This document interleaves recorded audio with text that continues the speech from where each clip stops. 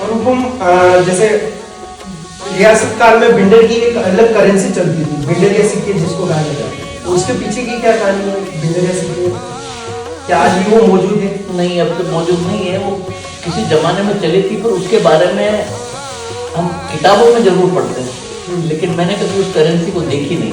उसको भिंडरिया भी कहते थे, और उसके जो जिस तरह का शेप था उसके फोटोज भी मेरे पास है, लेकिन वो करेंसी मैंने देखी नहीं, और कब चली इसका भी कोई मैंने देखा नहीं। लेकिन अपने भिंडर के जो मांडे हैं वो काफी प्रचलित है, मैंने सुना है, आपकी वीडियो को भी देखा है मैंने, आप भी मांडे के बारे में बताते हैं। मांडे और जो छर्रे वाली तलवारें हैं, धारिया वाली तलवारें हैं, तो वो भिंडर में खाने में तो मांडे और जकोरमा पूरी, ये दोनों भिंडर की ही है। यही के प्रसिद्ध जो अपने जो ये कुक थे, इन लोगों ने ये बनाई, और आज भी आपको और कई मांडे बनाने वाले या जकोरमा पूरी बना, अब तो खूब हो गए, अब तो उनके शिष्य भी खूब हो गए, तो हर जगह बनने लगे, लेकिन फेमस है भिंडर के ही दोनों। तो ज़्यादातर मांड अपन भी यहाँ पर जब भी कोई फंक्शन होता है तो मांडी रखी जाती है, जकोरमा पूरी रखी जाती है। तो मेवाड़ भर में प्रसिद्ध है, और कई जगह दूसरी जगह भी मैं कई लोगों को लेके गया हूँ, जहाँ पर मांडों को हमने मांडे से अपने खाना खिलाया लोगों को, उन्होंने पसंद भी किया उसको। इसी तरह से भिंडर के जो सिकलीगर थे वो बहुत फेमस थे। तलवारें यहीं पे बनती थी, मेवाड़ की, राज की, और फिर यहाँ पर एक धारिया वाली तलवार भी बनती, जिसमें दो पीस जुड़ जुड़ के बनता था, तो एक तरह से तीर टाइप एक दूसरे में फिट हो जाते थे। अच्छा, वो भूतते हुए तो वो फिर पूरी बन जाती थी, फौलाद की होती थी, और बहुत मजबूत तलवार होती थी। लोहे की होती थी या फिर उसमें अलग? लोहा और फौलाद दोनों। अच्छा, फौलाद और लोहे। इसी तरह से छर्रे वाली जो तलवार है, उसमें भी अंदर छर्रा होता है, तो उसमें क्या होता है, जब अपन एक्शन करते हैं तो छर्रा ऊपर चला जाता है, तो उससे उसका वेट आ जाता है, उससे वो काटने में ठीक रहता है। तो ये इस तरह की दो तलवारें बनती थी।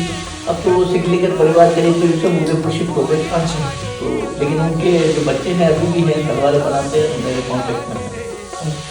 और मैंने सुना है कि अपने जो भिंडर का भाला और सलूंगर की स्याही होती है, उससे जो यहाँ के अभिलेख वगैरह, दस्तावेज वगैरह लिखे जाते हैं।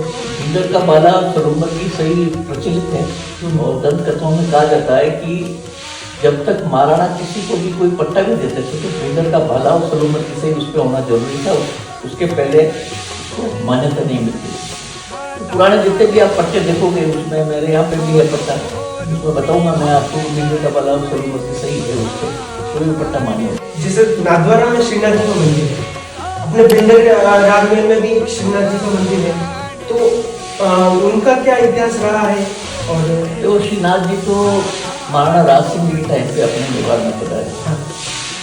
सब जगह सब जो जितने भी राज्य थे उनमें वो मुखिया जी श्रीनाथ जी की मूर्ति लेकर के गए, लेकिन औरंगजेब के डर से सबने कहा कि हमारे यहाँ मत रखो हमको, तो हमारे यहाँ औरंगजेब अटैक कर देगा।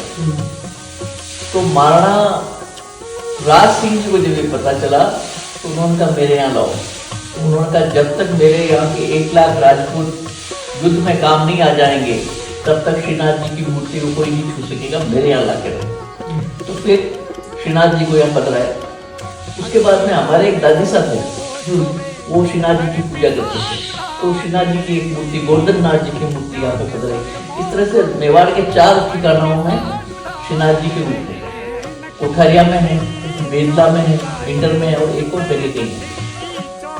4 जगह श्रीनाथ जी की मूर्ति है। उसी तरह से पूजा होती है जैसे श्रीनाथ जी में होती है, जैसे वहाँ पे पट खुलते हैं, उसी तरह से सब यहाँ पे।